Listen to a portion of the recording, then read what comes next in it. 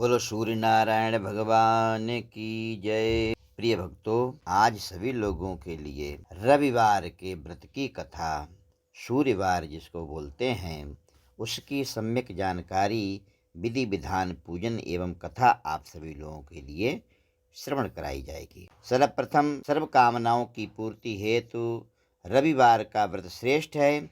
इस व्रत की विधि इस प्रकार है। प्रातःकाल स्नान आदि से निवृत्त होकर के स्वच्छ लाल वस्त्र को धारण करें। शांत चित्त होकर के परमात्मा का स्मरण करें। भोजन एक समय से अधिक नहीं करना चाहिए। भोजन तथा फलाहार सूर्य के प्रकाश रहते ही अर्थात सूर्य ग्रुप ना हुआ हो तभी करना चाहिए।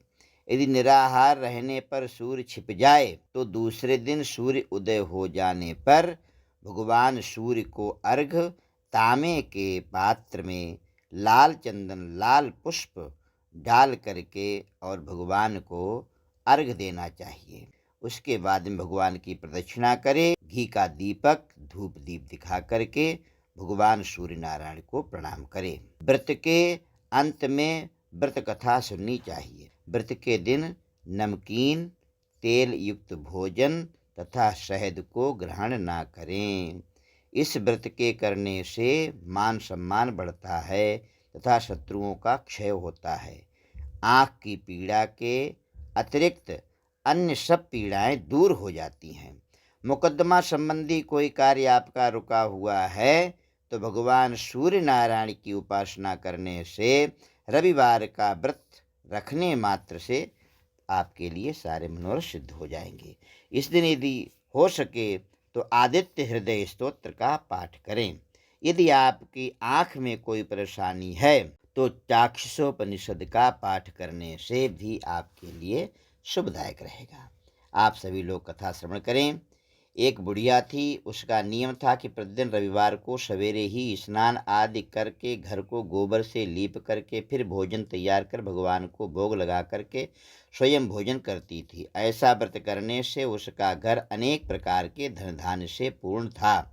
श्री हरि की कृपा से घर में किसी प्रकार का विघ्न या दुख नहीं था। सब प्रकार से घर में आनंद रहता था। इस तरह कुछ दिन बीत जाने पर उसकी एक पड़ोसिन जिसकी गाय का गोबर लाती थी विचार करने लगी कि यह वृद्धा सर्वदा मेरी गाय का ही गोबर ले जाती, इसीलिए अपनी गाय को घर के अंदर बांधने लगी। बुढ़िया को गोबर ना मिलने से रविवार के दिन अपने घर को ना लीप सकी, इसीलिए उसने ना तो भोजन बनाया ना भगवान को भोग ही लगाया। स्वयं भी उसने भोजन नहीं किया। इस प्रकार उसने निराहार व्रत किया। रात्रि हो गई, वो भूखी ही सो गई। रात्रि में भगवान ने उसे स्वप्न दिया और भोजन ना बनाना था, भोग ना लगाने का कारण पूछा। वृद्धा ने गोबर ना मिलने का कारण सुनाया। तब भगवान ने कहा कि माता, हम तुमको ऐसी गाय देंगे जिससे सभी वांछित मनोकामनाएं तुम्हारी पूर्ण होंगी, क्योंकि तुम हमेशा रविवार को गौ के गोबर से लीप करके भोजन बना करके मेरा भोग लगा कर खुद भोजन करती हो। इससे मैं खुश होकर के तुमको वरदान देता हूँ। निर्धन को धन और बांझ स्त्रियों को पुत्र दे करके दुखों को दूर करता हूँ तथा अंत समय में मोक्ष देता हूँ।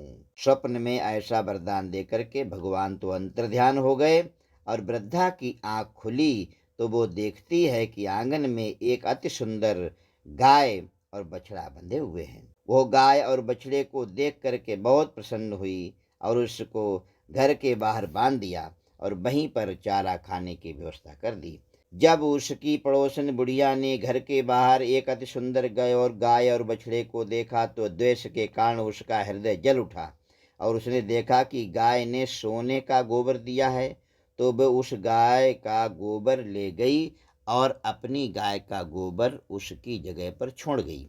वो नित्य प्रति ऐसा ही करती रही और सीधी सादी बुढ़िया को इसकी खबर तक नहीं लगी।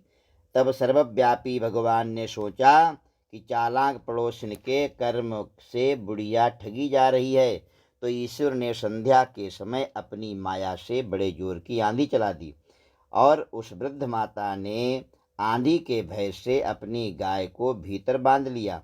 प्रातःकाल जब वृद्धा ने देखा कि गौ ने सोने का गोबर दिया है तो उसके आश्चर्य की सीमा न रही। वो प्रतिदिन गाय को घर के भीतर ही बांधने लगी।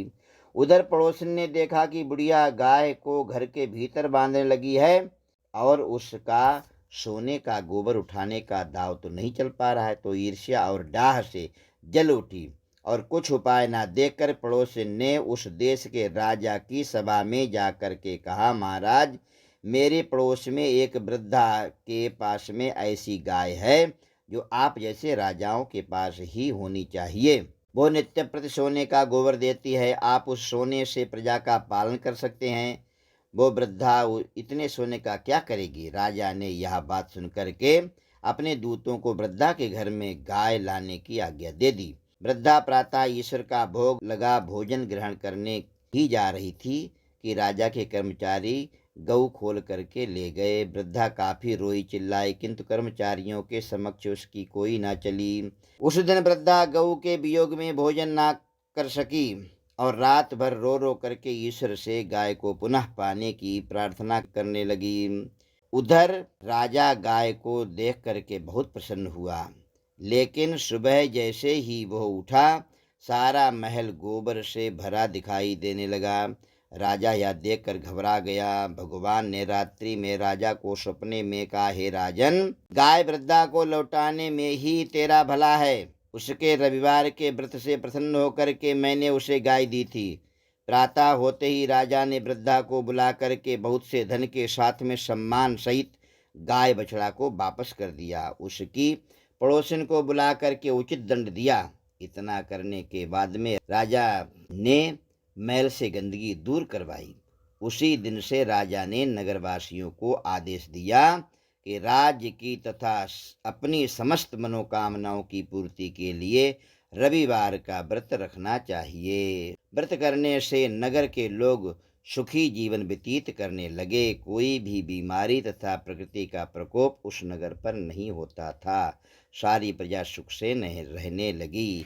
इस प्रकार से जो कोई भी भगवान सूर्य नारायण की कथा श्रवण करता है और भगवान सूर्य नारायण ओम सूर्य नारायणाय नमः या ओम घृण सूर्याय नमः ऐसा मंत्र का जाप करता है तो उसके सकल मनोरथ सिद्ध हो जाते हैं।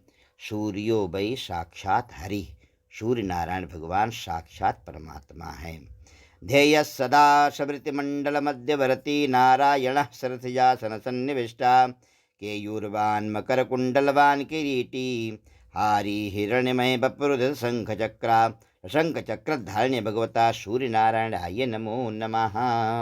ऐसी प्रार्थना करें। हाथ जोड़ करके पुष्प लाल लेकर के भगवान सूर्य नारायण का दर्शन करते हुए आप सभी लोग भी प्रार्थना करें। हे सूर्य देव हे रश्मिपति, भास्कर यादेते कहाते हो, सौ सौ किरणों से निकल निकल जीवन की ज्योति जगाते हो, जीवन की ज्योति जगाते हो।